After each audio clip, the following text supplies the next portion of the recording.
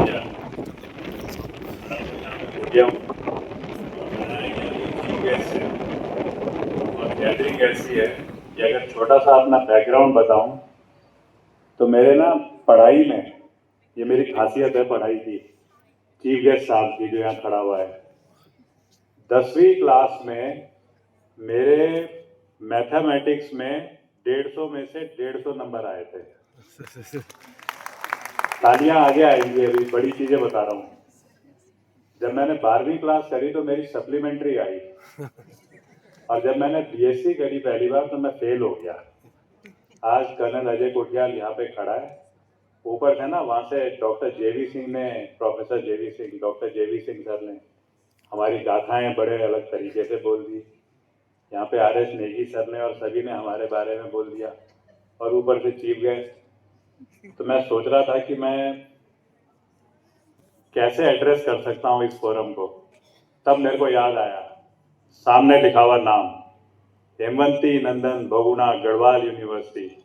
मैं भी तो इस यूनिवर्सिटी का स्टूडेंट हूँ। मेरी सबसे बड़ी खासियत ये है, मैं कोई भी भाषा बोल सकता हूँ, लेकिन इस गैदरिंग को जब एड्रेस करने की बात है तो क्योंकि जो मेरा बैकग्राउंड है वो मेरे को ना बड़ा आसान कर दिया अभी तिवाड़ी सर ने। उन्होंने कहा मैं कहानी सुनाता हूँ, तो मेरे को समझ में आ गया कि चलो मैं भी एक कहानी सुना देता हूँ। तो मैं एक कहानी सुनाता हूँ। अब मेरे साथ जो कहानी जुड़ती है, जो मेरे को आती है, मैं उस कहानी का नाम देता हूँ राष्ट्रवाद। मैं उस कहानी का नाम देता हूँ भारत माता।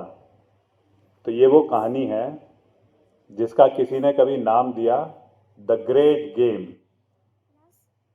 इस विश्व में सबसे बड़ा खेल खेला गया, और सबसे बड़ा खेल किस चीज़ के लिए हो सकता है?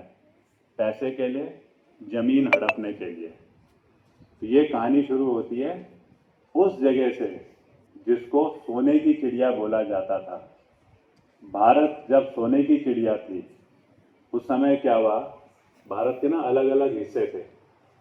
उन हिस्सों को राजा महाराजा अलग अलग तरीके से रूल करते थे, लेकिन क्योंकि लालच, कहीं ईर्ष्या, वो आपस में लड़ा करते थे जैसे बहुत बड़े दुश्मन होंगे। अब ये कार्रवाई जो थी ये अंग्रेजों ने कहीं दूर से देखी। उनको समझ में आया कि इस सोने की चिड़िया में तो बहुत सारी कमाई की चीज़ें हैं।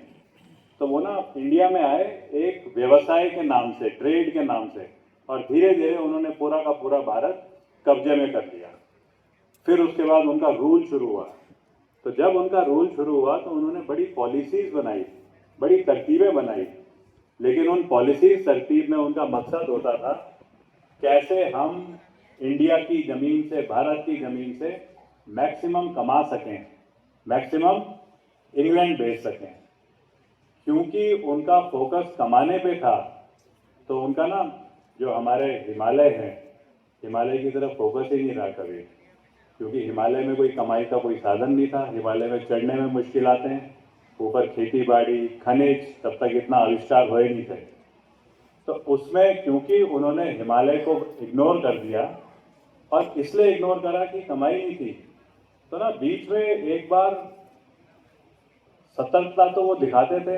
तो बीच में एक बार कोई एक ट्रेड हो रहा था इंडिया और तिब्बत के बीच का, और उस ट्रेड में एक बुद्धिज्म में जैसे हमारे कैलेंडर होते हैं, ऐसे ही एक धार्मिक कैलेंडर है जिसमें अलग अलग तस्वीरें, अलग अलग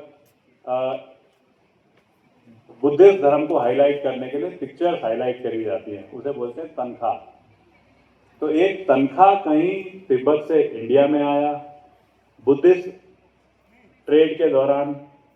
बीच में कहीं जो ब्रिटिश के जासूस थे, उन्होंने देखा ये बिल्कुल ठीक है कि एक तनखा आ रखा है, लेकिन अचानक उन्होंने देखा तनखा के ऊपर एक जानवर जो बना हुआ था, उस जानवर की शक्ल रशियन मैस्टिफ से मिलती थी। वो जो कुत्ता होता है रशियन मैस्टिफ। तो उन्होंने कहा तिब्बत में रशियन मैस्टिफ कैसे आया? और तब उनको अचानक लगा कहीं ऐसा तो नहीं कि इस सोने की चिड़िया जिसपे कि हमने कब्जा कर रखा है, इसमें रशिया आने की कोशिश कर रहा है तिब्बत के जरिए, और धीरे धीरे करके हमारे यहाँ आएगा।